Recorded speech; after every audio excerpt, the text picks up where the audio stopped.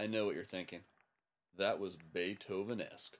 Welcome to Lo-Fi Quasi-Visual Podcast numeral trois. As always, forgive me if this is a little rough. I haven't been to one rehearsal. My name is Bobby Noname, or whatever. As always, I'm joined by Mr. Harmonica, who we've heard from, and just in case I need it, the tambourine, and my co-pilot Jesus. This is my crew. This week's episode is brought to you by candles because 10,000 years of breeze hating, inconsistent light simply can't be wrong. Last week it was a YouTube view war. It was the Lo-Fi Quasi-Visual Podcast versus Miley, and at last count it was a narrow defeat on our end. We're only behind by 226,729,355 views. Almost close enough to call it a tie. Almost. I don't know about you. Hope you had a good week. Mine has been crazy busy. I started taking night classes at Kanye West Ghetto University. We're going to go all the way this time. In the first lesson, fascinating stuff. We contrasted that dead Russian guy's epic novel War and Peace with Rob Bass's Joy and Pain. Right now, it's looking like I'm probably going to major at the university and hustle, and then I'm thinking about minoring in flow, but we'll see how it goes. I don't want to get locked in so early into the curriculum. Also, in my busy week, I went to the Gay Pride Parade, which was even happier than I could have imagined it to be in my wildest dreams. Latifa, our friend Lewis, and I were ready to get festive, and get festive we did. The parade was gay in every historical sense of the word. We had it all, my friend. Rainbow capes, the obligatory homage to the Rocky Horror Picture Show, and God bless the stars and stripes from the good old US of gay. And while I'm at it, God bless men standing in cars in tiny underpants. You make the world go round, my friend. And big ups to queasy, thick white girls and big underpants who couldn't look more uncomfortable. Way to go. And God bless snow cone inspired faux beards with paintball tattoos. You know, some of the greatest faux beards in history inspired by snow cones. And of course, the gay aliens. Can't have a gay pride parade without gay aliens. They were out in force. And God bless classic Cadillacs. That right there, my dream car, by the way. If you have the means, my birthday's in September. And what made me the most proud? The gayest church in all of downtown Providence, United Methodist. Way to go. Whoop, whoop. And as you can tell from this photo here in front of the church, I obviously love meeting new people. I'm quite a people person. And everyone who I meet, and if it comes up in conversation that I'm from Seattle, they all utter the same refrain, which is, wow, it rains all the time in Seattle. All it does is rain there, which is weird because they've never been to Seattle, and I find a little frustrating. Not that it doesn't rain in Seattle, because obviously it does. But the thing is, in the month and a half I've been in Rhode Island so far, I've never seen more rain in my life. Torrential downpours, like 4 or 5 days a week, with lightning and thunder and mammals and God knows what, fisher cats falling from the sky. Honestly now, New Englanders dissing Seattle's weather, it reminds me of like the spin doctors mocking the career of the Counting Crows. At first, it kind of sounds okay, but when any rational thought is applied, you realize that it's categorically absurd. Seattle doesn't have bad as weather as much as it has a bad branding problem. It's just what our Emerald City is known for, that and the obligatory sport shots at some point during the telecast of throwing fish. And once that perception becomes a reality, it's just hard to change minds. We'll just be the rainiest place in the world forever. Just like Hyundai has, branding issues, and Paris Hilton or LeBron destined to be the most hated man in the world forever. Him or Gaddafi, I'm not sure. And then Seattle. We're all in some weird bad branding boat. Hyundai, Paris, LeBron, and Seattle. Which brings me to another travesty. There's a Dunkin' Donuts on every corner out here, which is not a travesty in and of itself.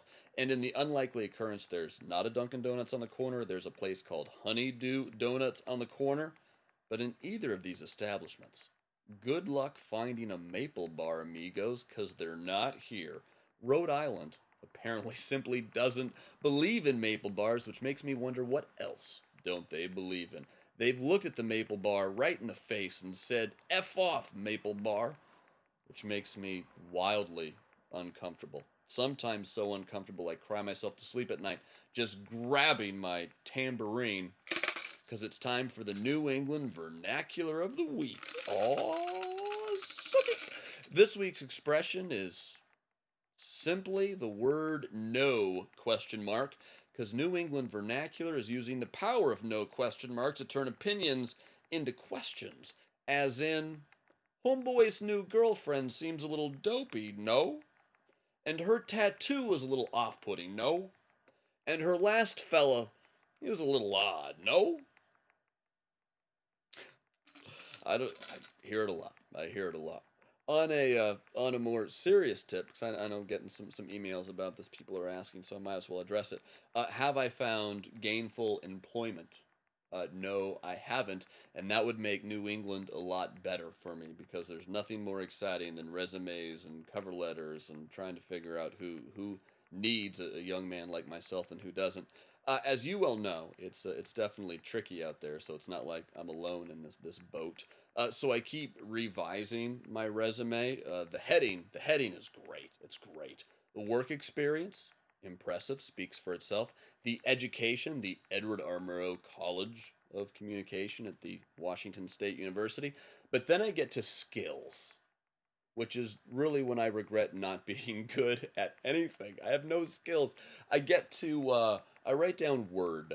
I'm familiar with Microsoft Word from the Office suite, and that's the only skill I got. So anyway, the heading is good. The experience is good. Uh, Education fine. But I gotta think of some more. Gotta think of some more skills because girls want guys with nunchuck skills. It's time for this week's music picks. Nope. This week I got some stuff I think you're gonna like. If you like battle rappers from Philadelphia, you got to check out this kid named Reef the Lost Cause. He's put out a few records, none in the last year, but I just found it fairly recently, so it's new to me. On iTunes, Reef the Lost Cause. Go listen to the clip of "I Ain't No Rapper" or "I'm a G" or "Humble Beginnings." And if you don't like them, I will mail you a check for 27 cents if you send me a self-addressed stamped envelope. Block Party, one of our favorite bands of all time, has some cool singles that aren't on their records released in the last few years. One's called Two More Years, the other is called Tulips, both standout Block Party tracks that you may not have on your pod currently.